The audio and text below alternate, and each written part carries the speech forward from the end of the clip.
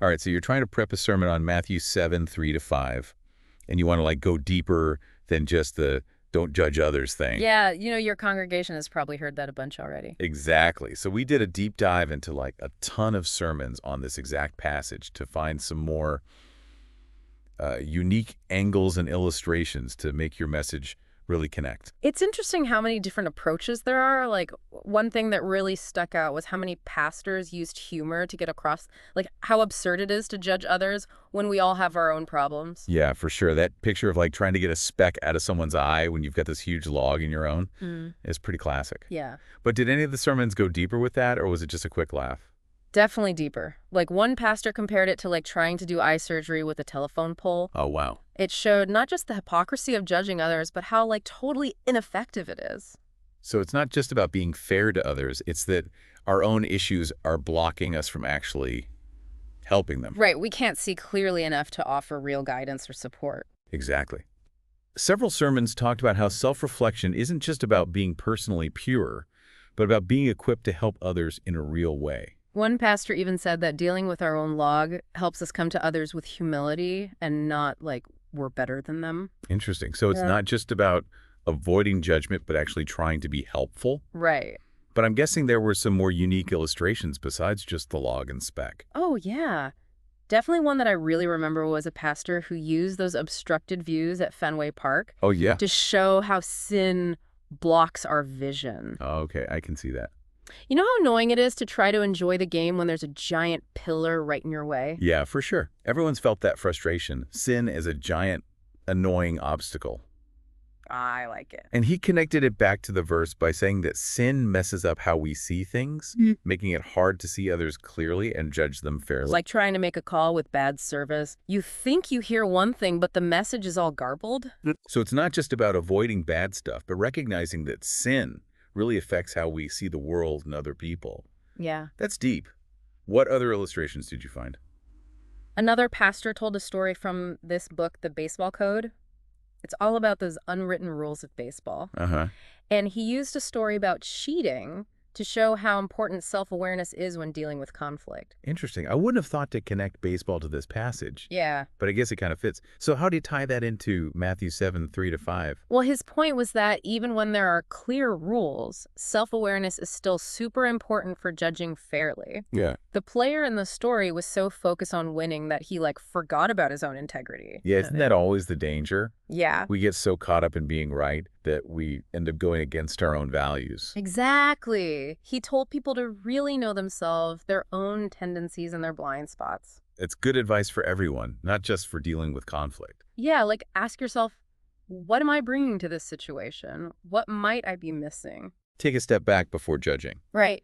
Did you see any themes in how these pastors connected Matthew 7, 3-5 with other parts of the Bible? Yeah, a lot of sermons talked about a speckless church, a community working towards holiness together.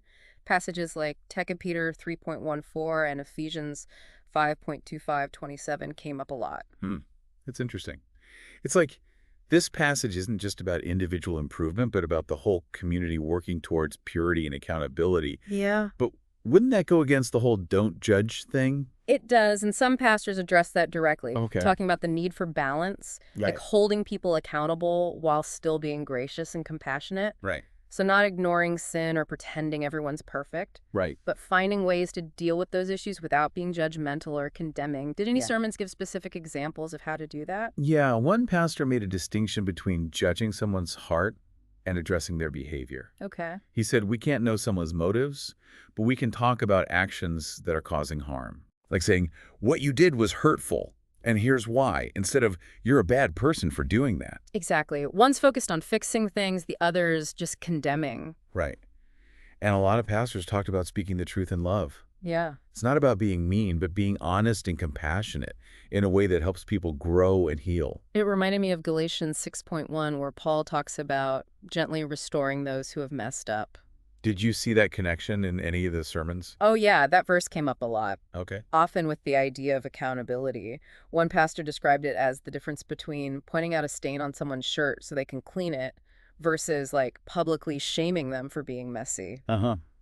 That's a good way to put it. The goal is to help, not to humiliate. Right. It's about wanting people to grow and not trying to make them feel worse. Mhm. It seems like these pastors are finding ways to balance grace and truth. Yeah, they're digging into the nuances of the passage and finding ways to be both challenging and encouraging. It's really impressive. They're going beyond simple interpretations and finding deeper meaning. And they're not afraid to look outside the Bible for insights and Oh, illustrations. that's interesting. Yeah, several pastors use non-biblical sources to help explain the verse in new ways. I'm always looking for ways to connect with people who might not know the Bible very well. Yeah. What kind of forces do they use? One pastor referenced Brené Brown's work on blame and shame. Wow, that's unexpected.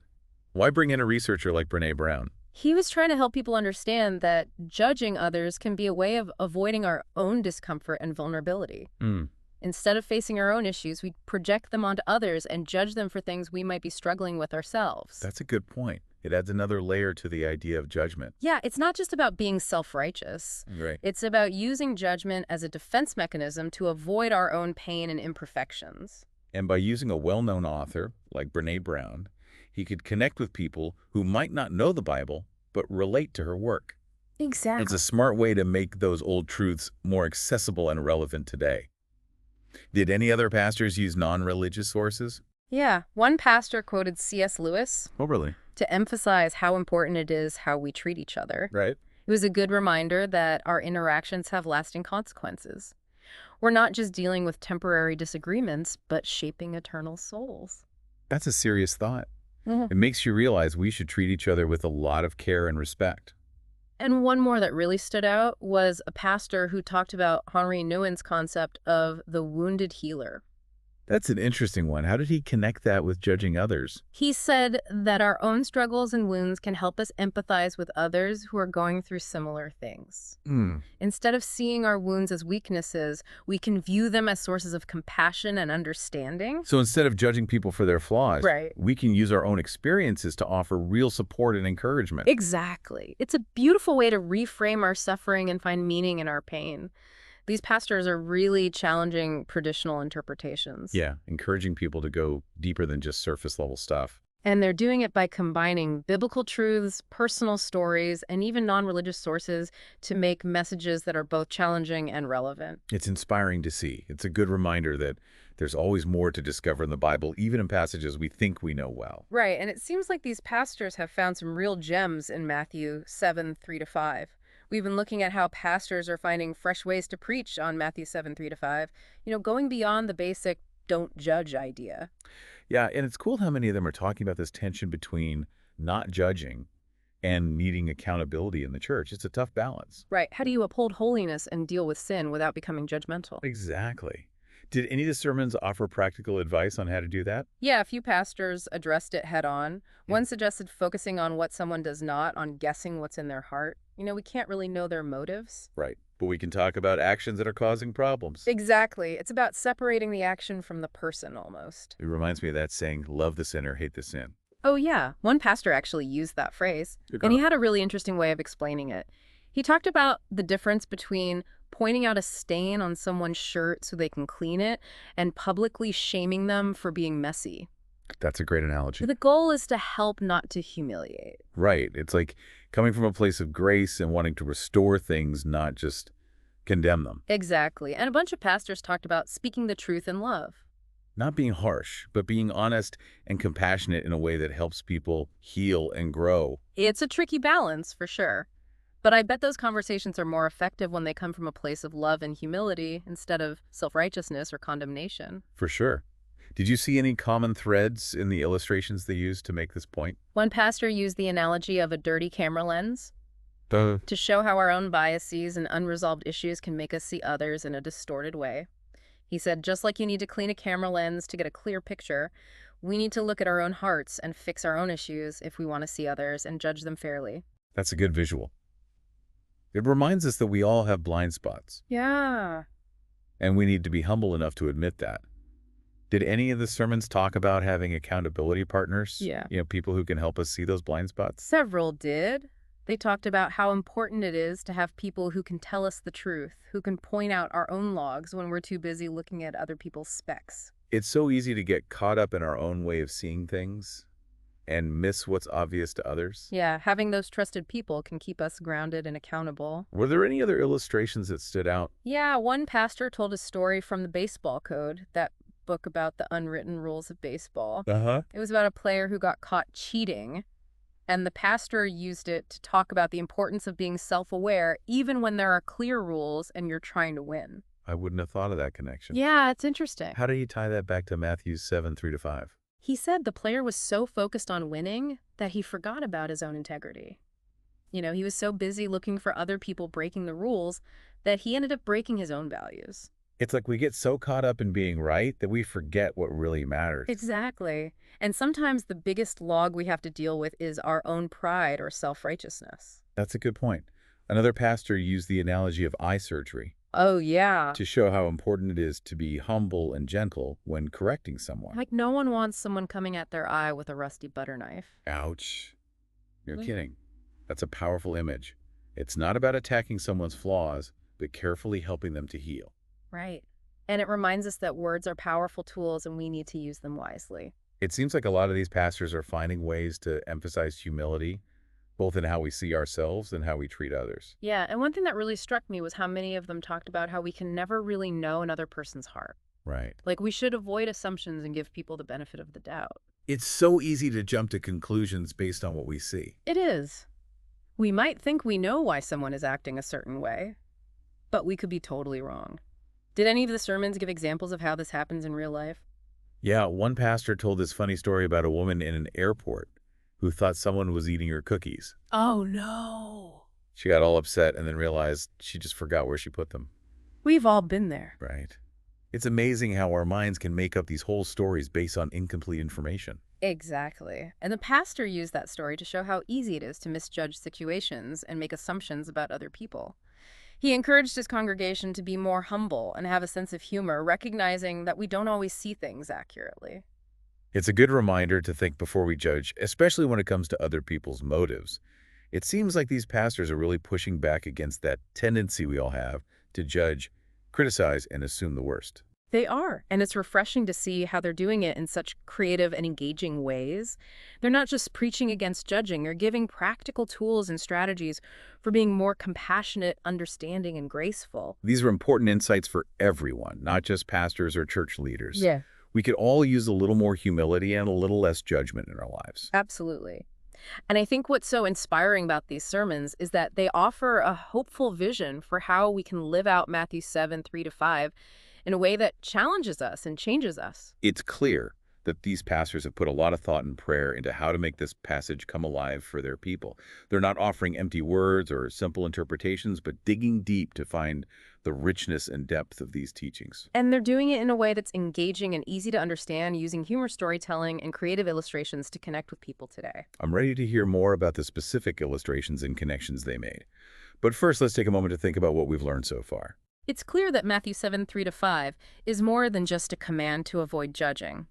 It's a call to be more self-aware, to be gracious and compassionate when holding others accountable, and to realize that we don't always see things clearly. It's about humility, Yeah. empathy, and being willing to give grace to others even when they mess up. Yeah. And these pastors are finding some incredible ways to share those truths with their congregations. They are, and I'm excited to share some more of those insights with you after a quick break. Stay tuned. So we've been talking about how pastors are finding new ways to preach on Matthew 7:3-5, going beyond just saying don't judge. Yeah, they're really getting into the details of what it means, talking about how we need to be self-aware and humble and how to balance not judging with holding each other accountable. It's been so interesting to hear about all the different illustrations and connections they're making. Before the break, you mentioned one more really unique example. I'm curious to hear it. Okay, so this one might surprise you. One pastor actually used a scene from The Princess Bride to show the difference between judging someone's actions and judging their heart. The Princess Bride. Wow, I was not expecting that. It's a classic movie for sure, but I wouldn't have thought to connect it with this passage. Which scene did he use? He talked about the scene where Wesley, disguised as the dread pirate Roberts, challenges Vizzini to a battle of wits. Where they each drink from a goblet and one of them has poison. Oh yeah, that scene is so good. Vizzini thinks he's so clever, but he's totally wrong. Exactly. And that's the point the pastor was making.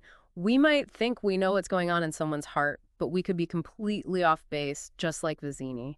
We can misjudge a situation because we don't understand everything and end up looking pretty foolish. So the takeaway is to be humble and realize we don't have all the information and not judge based on how things look. Exactly. And it's a great example of how pastors are using pop culture to make the Bible more relatable and interesting. Yeah. It's a way to connect with people and use stories they know to explain deeper spiritual ideas. It's really smart. It helps people feel more comfortable and open to the message. And who doesn't love the Princess Bride? So as we wrap up this deep dive, what are some key things our listeners can take away as they prepare their sermon on Matthew 7, 3-5? I think the biggest takeaway is that this verse is much more complex than it might seem at first. It's not just about not judging people, it's about being self-aware, building community with compassion, and thinking carefully about how we deal with conflict. And we've seen how pastors are exploring those themes in creative ways, using humor, personal stories, thought-provoking illustrations, and even connections to non-religious sources to make these teachings come alive. Yeah, it shows that there's no one right way to preach on this verse, but there are tons of creative and engaging ways to make it relevant and impactful for people today. The important thing is to find what connects with you and your congregation and to speak with passion and belief. I totally agree. And I think the examples we talked about today prove that it's possible to talk about difficult things like judgment and accountability in a way that's honest but also full of grace. Exactly. It's about finding that balance between truth and compassion, remembering that we're all on a journey and we all need grace along the way. Well said. One final thought for our listeners as they get ready to preach. How does this verse apply to the digital age where judging and criticizing others is so common online? It feels like we're constantly bombarded with opportunities to judge people, often anonymously and without any consequences. It's like a breeding ground for speck spotting. We're so quick to point out other people's flaws, but we often miss our own. Exactly. So how can we apply the ideas from Matthew 7, 3-5 to our online interactions? How can we be more aware of our own logs and resist the urge to judge other people's specks in the digital world? Maybe it starts with being more careful about what we see and post online. Are we adding to the negativity and judgment, or are we promoting grace, understanding, and empathy? That's a good question. It reminds us that we're not just watching what happens online. We're part of creating that world. We have a responsibility to use our words and our platforms to build people up instead of tearing them down. And maybe it's also about being more willing to give grace to people online, just like we would want them to give grace to us. We all make mistakes. We all have things we don't see clearly. And we all need compassion sometimes, especially online where it's so easy to be misunderstood. That's so true. It's easy to forget that behind every username and profile picture is a real person with feelings, struggles, and a story we might not know anything about. Exactly.